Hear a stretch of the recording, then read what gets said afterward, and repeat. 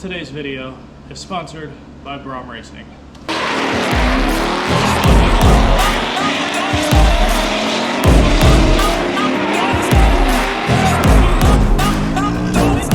I love the chase and the hunt, and I set the pace when I'm running. I always take what I want and I always give it 100. Don't need a bank, no I'm fun. I first wanted to give a huge thank you to Braum Racing for sponsoring me and the Drift Mustang to help get the Mustang to where it should be.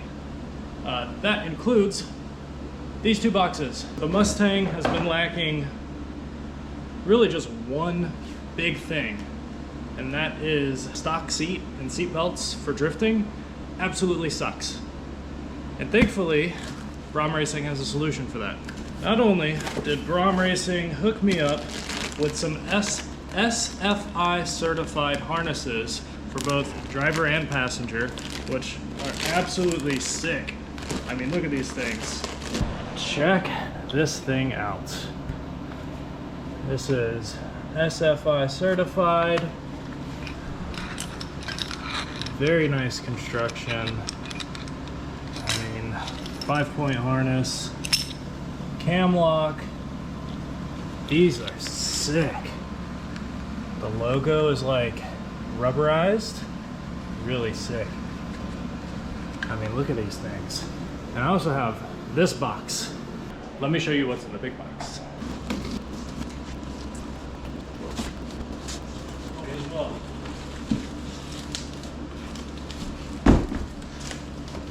Alright. This is gonna take a second. Here it is. This is the Braum Racing S550 Mustang harness bar. Out of the box, this thing is really nice. Powder coating finish is very nice on it. I mean, the welds look pretty damn good under the powder coat. And this thing's gonna look sick.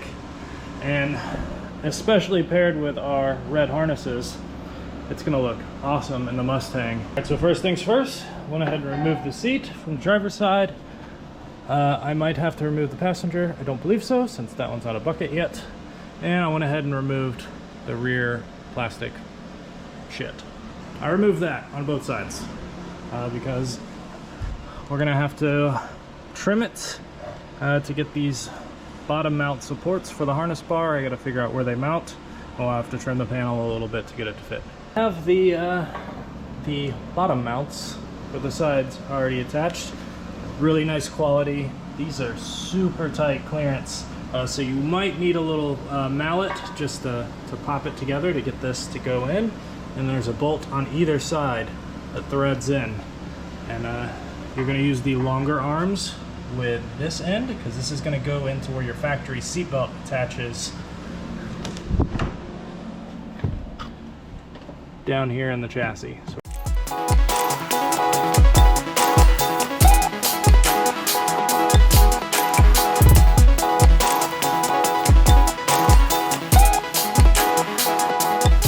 So just like that, we have our harness bar assembled and ready to go in the car. And I did notice in the bag when I opened all this up, there were 6 of these things. I was like, are those to clamp on over where the slip joints are? And then there's 6 of them, and there's only 4 slip joints. I was like, that can't be right. And I realized that these are gonna go right here on the bar on either side of your harness. That way your harness doesn't slide left and right whenever you're driving. So pretty cool. I've seen a lot of the bars where they just have a little metal piece fabricated in, but this is cool because it allows adjustment. All right, so now that we have the harness bar assembled, it is the next fun part, which is getting it into the car. Now with one of the seats removed, you should have easy enough time getting it into the actual vehicle. You're gonna need to undo this bolt, which appears to be a T40. I'll double check on that. And then as you come over here to the factory seat belt and pull the carpet, you're gonna have to pull this whole panel out, by the way. I don't know how well you can see that. It's just a bunch of clips. This panel has to come up first, which this big panel slides out from there, and it's a bunch of clips you're just pulling off, and it comes out really easy. There is a bolt behind the carpet. It's gonna be this bolt. All right, so I went ahead and bolted this thing in just by the seatbelt spots on either side, and it looks really good in the car. But I had it kind of rocked forward so I can get the plastic trim pieces back in. I do have to make a cut for the bar right here. I'll show you where. So this is where the seat belt sticks out, this little slot right here on the bottom. We're gonna trim this whole little piece out.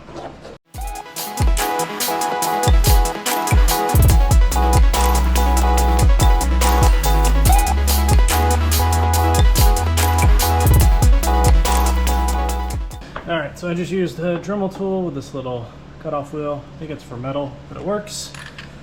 Just cut this area out. Now we're going to test fit it and make sure it fits before we do the other one.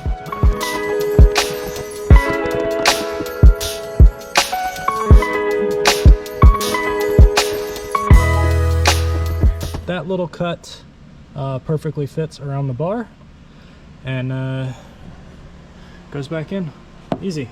So let's got the other side, get the other side in, get this thing bolted in. All right, so got the harness bar in, got everything tightened down. I've just got to put the driver's seat back in and mount the harnesses, which we're going to do in another video in another day. I'm still waiting on the mounting bracket for the waist harness. So once that comes in, we can install the harnesses, but check out the harness bar. Looks so good. Mounts so nice. The factory locations. That little cut was perfect, man. You can also get the rear lower seat in if you put it in before you mount these bars, because there are slots in it. I'm not going to be running the rear seats. I'm coming up with a custom solution to cover up the fuel pumps, but that's on the road. But for now, this thing looks awesome.